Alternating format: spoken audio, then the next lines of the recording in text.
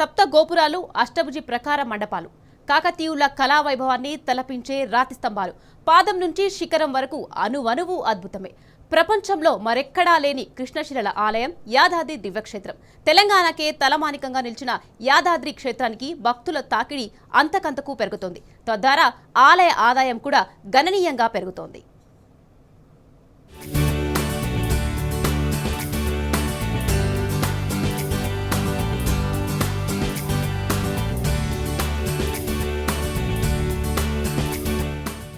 లోక కళ్యాణం కోసం వెలసిన జ్వాలామూర్తి క్షేత్రాన్ని మహిమాన్వితంగా తయారు చేసిన గొప్పదనం కేసీఆర్దే.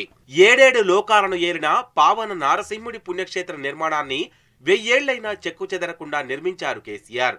ప్రపంచంలోనే ప్రత్యేక నిర్మాణ కౌశలంతో, శిల్పకళా నైపుణ్యంతో ఆధ్యాత్మికత ఉట్టిపడేలా యాదాద్రి క్షేత్రం ఇప్పుడు భక్తులకు కనువిందు చేస్తోందంటే అదంతా కేసీఆర్ ఘనతే. అందులో ఎవరికీ ఎలాంటి సందేహం అవసరం లేదు. జీవితంలో ఒక్కసారైనా యాదాద్రి క్షేత్రాన్ని దర్శించుకోవాలన్న భావన ఏర్పడింది భక్తుల్లో. అందుకే యాదాద్రి దివ్యక్షేత్రానికి నిత్యం భక్తుల తాకిడి పెరుగుతూనే ఉంది. వీకెండ్స్ లో, పండుగ సమయాల్లో అయితే 6 లక్షల మందికి పైగానే భక్తులు దర్శించుకొని వెళ్తున్నారు.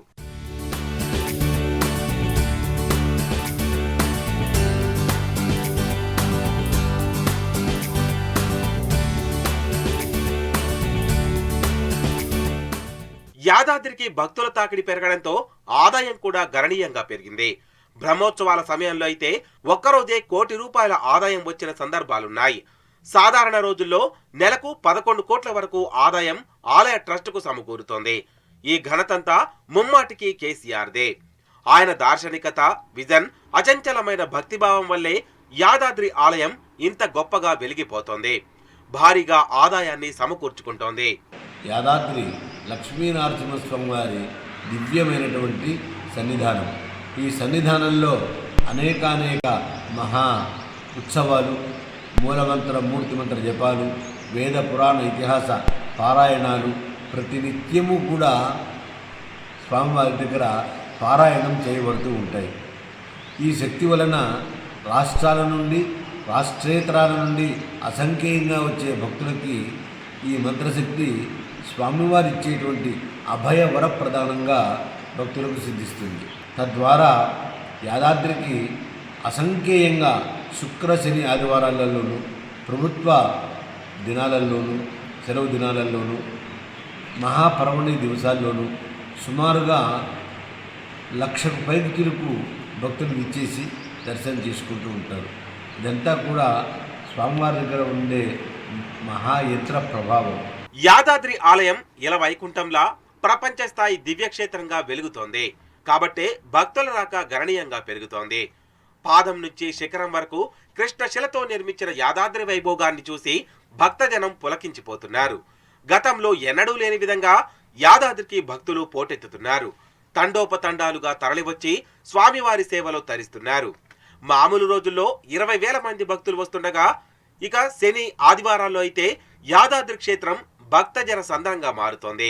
సుమారు 60,000 మంది భక్తజనులు స్వామివారిని దర్శించుకుంటున్నారు. దాంతో ఆలయ ఆదాయం కూడా పెరుగుతోంది.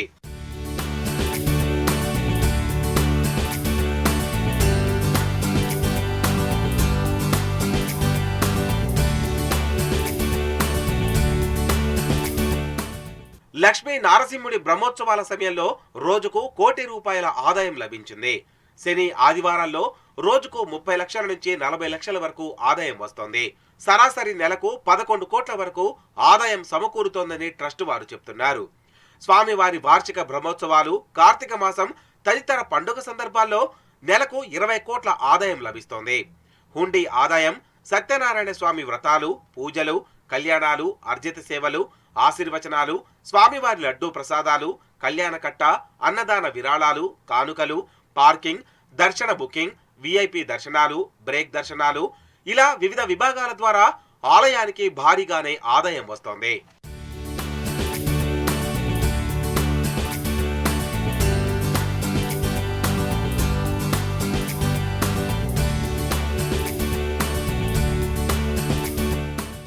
ఇక దేశ విదేశాల నుంచి, ఇతర రాష్ట్రాల నుంచి కూడా భక్తులు యాదాద్రికి వస్తున్నారు.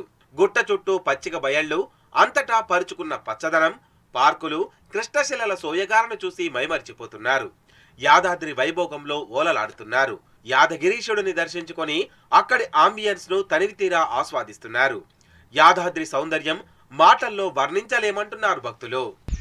యాదగిరిగుట్ట లక్ష్మీనరసింహస్వామి అభివృద్ధి, కేసీఆర్ గారు చేసినటువంటి అభివృద్ధిని భక్తుల రద్దీ విపరీతంగా 40 నుంచి 50 వేల మంది శని ఆదివారాలైతే అసలు 3 నుంచి 4 గంటల సమయం పడుతుంది.